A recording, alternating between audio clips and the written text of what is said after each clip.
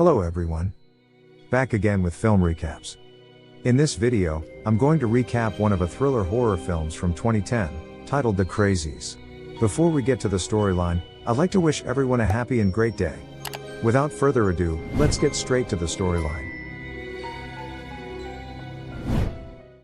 The film opens in a small town in rural America called Ogden Marsh, where we get to meet some of its inhabitants, two of them being Judy, who is a doctor, and Becca, a young lady who works in the same building. On that particular day, there's a baseball game in town, and Becca looks for a way to get there so she can see her boyfriend, Scotty. Judy knows what she means, and agrees to her request to leave early that day. We then get to meet David, Judy's husband and the town's sheriff, who is attending the high school baseball game. Everything initially seems fine, and David and his partner comment that Scotty is a fast pitcher. But then, the game stops when the players and the crowd notice that an old man named Rory enters the pitch, while carrying a shotgun in his hands. Rory seems a bit out of the water, and David evacuates the pitch, before he approaches the man to try and estimate the situation. David thinks Rory is drunk and orders him to put his shotgun down, but the man doesn't seem to understand his instructions.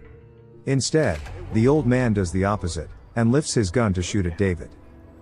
Sensing a threat to his life, David is forced to kill him when he raises his weapon. That night, David requests information about the level of alcohol in Rory's system from the medical examiner. He then meets Rory's family to offer his condolences, and states that he had no other choice because Rory was drunk and was about to shoot him. Rory's wife opposes David by saying that her husband quitted drinking 2 years ago, a fact that he was very proud of. Luckily, it's just a polite slap. David can't really get a good night's sleep after yesterday's incident, and he gets up early at dawn the next morning to keep himself occupied. His wife Judy tries to comfort him, and claims that David should not feel guilty because he did the right thing. In the sheriff's office, he gets a call from the medical examiner, and is surprised to hear that there was no alcohol percentage found in Rory's blood tests, even though they were performed twice. Eager to find out what really happened, David revisits the pitch where he shot Rory. Then, he turns around and looks at the town school's principal, Ben, being a bit lost. David has to yell Ben's name several times to take him out of his trance and be able to communicate with him. Another weird incident takes place in the local hospital, where Judy is seeing a man brought in by his wife. The man, Bill, tells Judy that his wife is worrying too much and there is nothing wrong with him other than being a bit tired. However, when asked a different question, Bill strangely repeats the same exact sentence twice. We then move to Bill's home. It seems like his wife's fears are valid because that same night, Bill starts acting out like a crazy man. When she gets out of the house to check on her husband, she realizes that Bill has left his tractor machines on.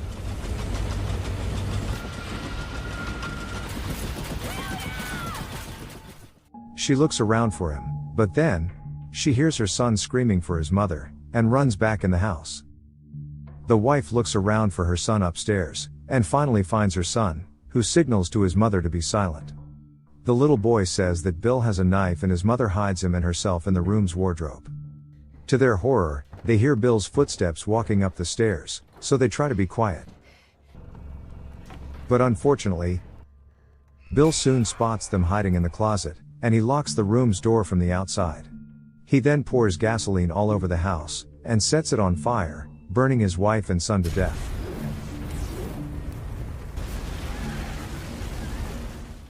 When David arrives in the scene, he is informed that Bill was just mowing the lawn while his house was burning. David and Judy approach Bill, but the only thing they can get out of him is a weird whistle.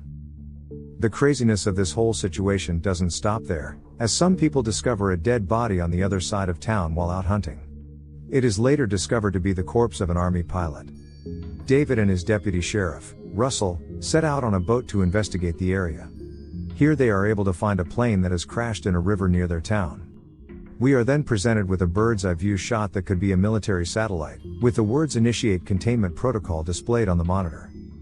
Next thing, David wants to know where his town draws its water supply from, because he thinks something is off with the plane, since there hasn't been any news about an army plane crashing into a river. He is even more suspicious when he learns that the water supply of the town comes from that river, and the first house that is reached by the pipelines is Rory's house. David and Russell have a chat with the town's mayor, and ask him to shut the water supply down, but the mayor claims that shutting the water down will kill the crops and bankrupt their whole city, thus, the water supply will stay on. David, on the other hand, has another take on the matter, and he decides to break the law and shut the water supply down himself, also removing the valve so nobody can turn it back on.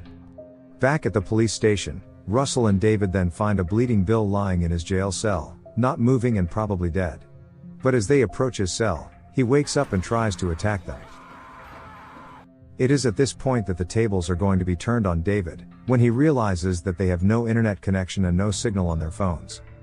He then ventures out to find that the town has been turned into a ghost town, and a mysterious black SUV takes some pictures of him. David tries to approach the car, but can't catch up with the vehicle.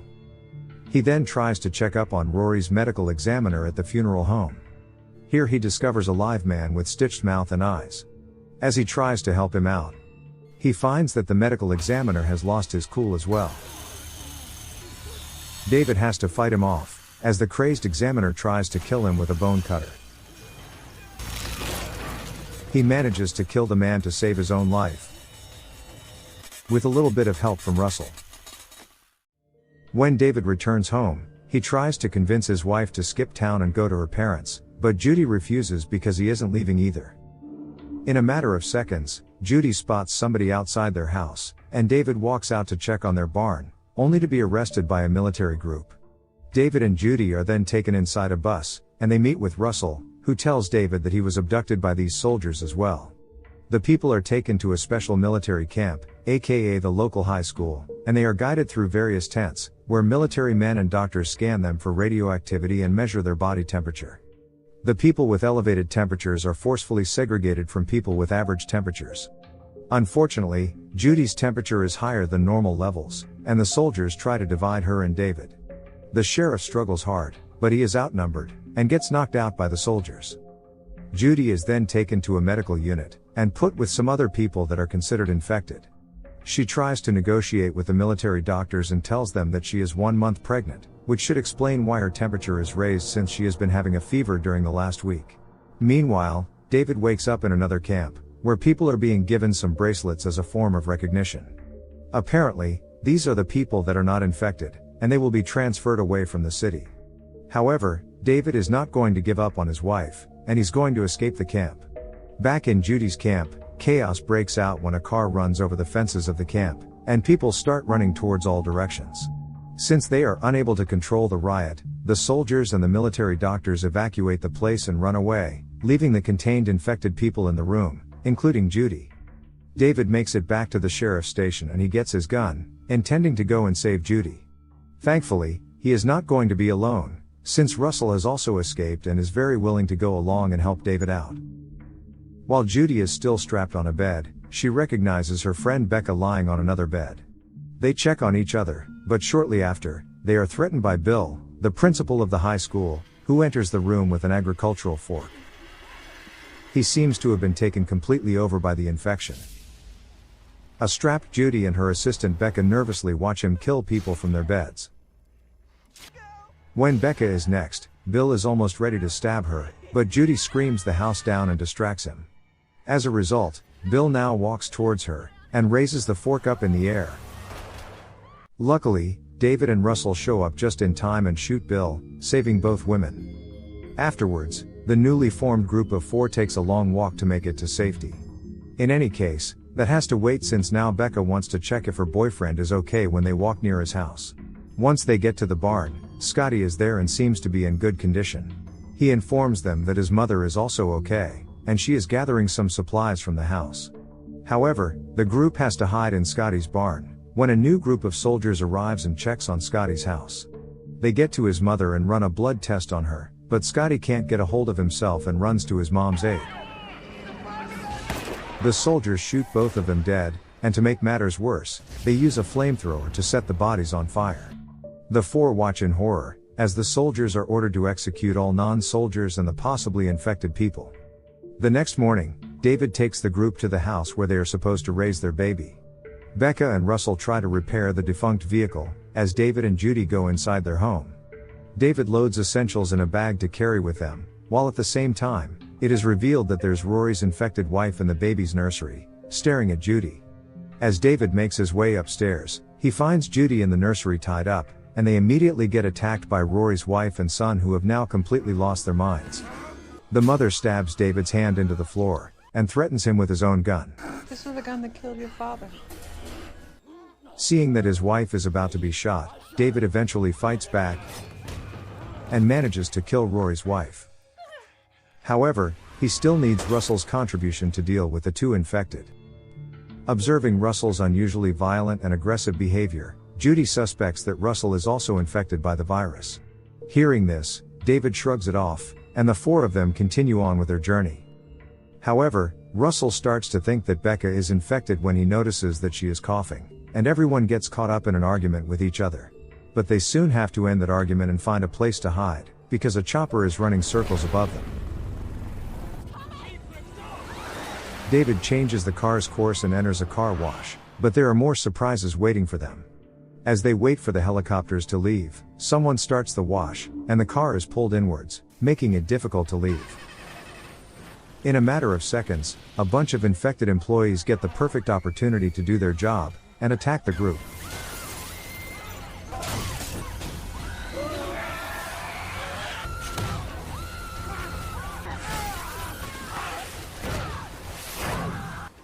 They are able to kill the infected, and David manages to get the car out of the car wash. But then, one of the infected wraps a hose around Becca's neck and it pulls her out of the car, making her hang in the air and choking her to death. As they all get out to check on Becca, the chopper blows David's car with a missile. Having nothing left, the three survivors start walking, and shortly after, they realize that there is an SUV vehicle coming their way. Russell shows his unusual behavior once more, by setting up a spike trap, which causes the SUV to crash and rolls over.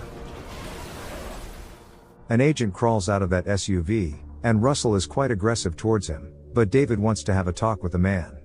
Here the agent reveals that the plane that crashed was transferring a prototype biological weapon, which contaminated the town's water source. In addition, it is designed to destabilize a population, but the plane crashed when it was en route to Texas to be destroyed. Without saying much more, Russell kills him with his rifle, a fact that makes David realize that Russell is probably infected with the virus. He tries to take Russell's rifle away, but Russell regains it and takes hold of all the weapons, almost treating David and Judy as hostages. After a while of walking, David tries to calm Russell down.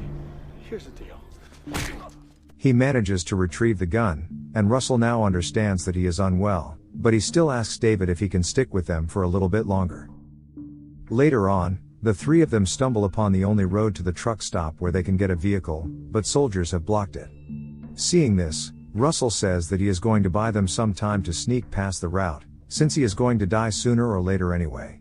David then gives him a gun, and Russell distracts the soldiers, while the couple begins to sneak through the area.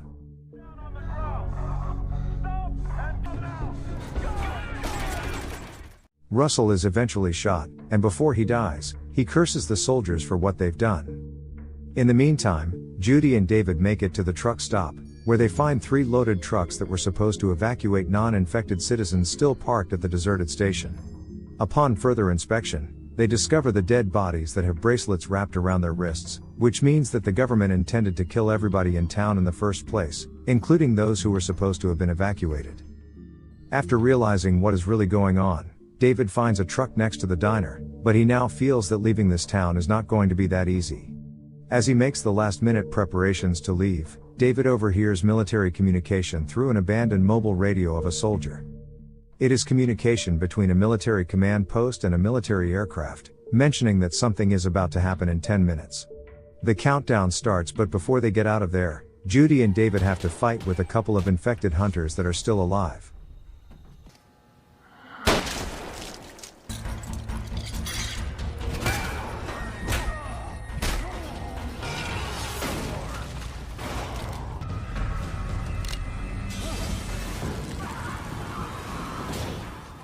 After they fight them off, David drives the semi-truck away.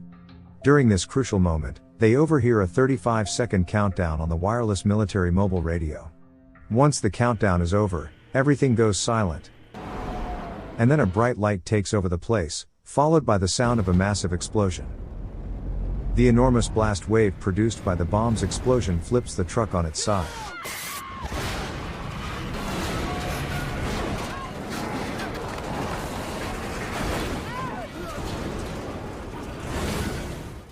With their truck disabled, it turns out that David is still alive. He crawls out of the truck, and then pulls Judy out of it. They take a moment to absorb what just happened, as their hometown is destroyed and their life is probably never going to be the same. The film ends with the couple heading towards a new city on foot, while a view from a military satellite highlights the couple, and then the city they're going to, and the words "Initiate Containment Protocol" appear, signifying a new containment task. Okay guys. That's all the recap of Crazies 2010.